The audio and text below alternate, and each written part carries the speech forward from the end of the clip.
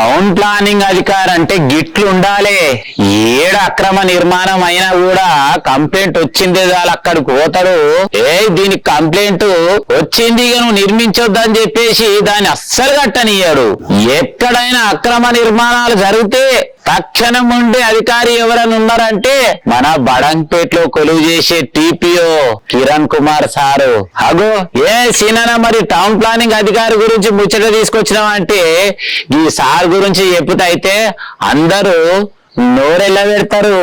ఏందంటారా, యాడ చూసినా జిహెచ్ఎంసీ బడంపేటలో ఎక్కడ చూసినా మొత్తము అక్రమ నిర్మాణాలే. ఇంకొక ముచ్చట ఏంటంటే 150 ఫీట్ల మాస్టర్ ప్లానింగ్, 150 ఫీట్ల మాస్టర్ ప్లానింగ్.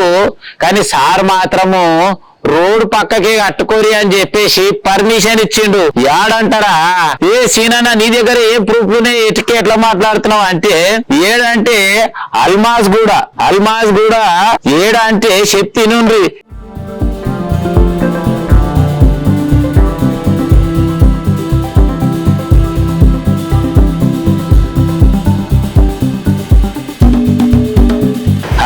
ఒక్కసారి గీత ఏదంటారా మరి అల్మాజ్గూడ నుంచి గుర్రంగూడ పోయే పెద్ద రోడ్డు మాస్టర్ ప్లానింగ్ లో మాత్రం 150 ఫీట్ల రోడ్ అని చెప్పేసి ఉన్నది.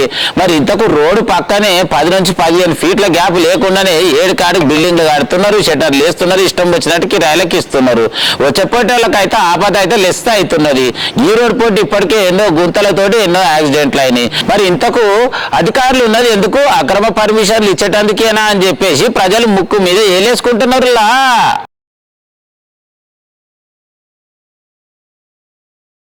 రెసిడెంటల్ బిల్డింగ్ పర్మిషన్ 125 స్క్వేర్ ఫీట్లు, ప్లాట్ నెంబర్ 133, అల్మాజ్ కూడా సర్వే నెంబర్ 113, 114. ఇగో వెరిఫికేషన్ ఎన్నడు చేసిండు అంటే 18 తారీఖు 9వ నెల 2025లో చేసిండు. అవును సార్, నేను ఒకటి అడుగుతా, రేపు అయితే రోడ్ పెద్దగా అవుతుందని నీకు ఎరకనే, అయినా కూడా ఇల్లుకు పర్మిషన్ ఎట్లిచ్చినావు అంటే లోపల ముట్టినట్టే ఉన్నాయి. మరి టౌన్ ప్లానింగ్ అధికారి కమిషనర్ అమ్మ ఇద్దరు కలిసి ఏం చేస్తున్నారంటే పిండి నానేసుడే పూరి చేసుడే.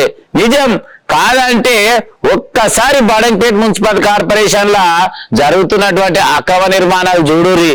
యాడ చూసినా సెల్లార్లు, అక్రమ బిల్డింగ్లు. మరి ఎవరన్నా వార్త రాసిరంటే అగో పలాన్ రిపోర్టర్ ఇట్లా వార్త రాసిండు, తొందరగా అరుచుకోర్రి అనే ముచ్చట అయితే గాళ్ళ దాకా పోతుంది. ఇంతకు మరి కిచ్చన లక్ష్మారెడ్డి సార్ ఏం చెప్పిండో ఎరకనా, ఎవరైతే పనిచేయని అధికారులు ఉంటారో, తినివండి అధికారులు ఉంటారో వాళ్ళని మాత్రం ఇంటికి పంపించడం ఖాయమే అన్నాడు. ఇంకొక ముచ్చట అడుగుతా, బడంపేట్ జిహెచ్ఎంసీ టౌన్ ప్లానింగ్ లా ఇంతకు ఎంతమంది కొలువు చేస్తున్నారు?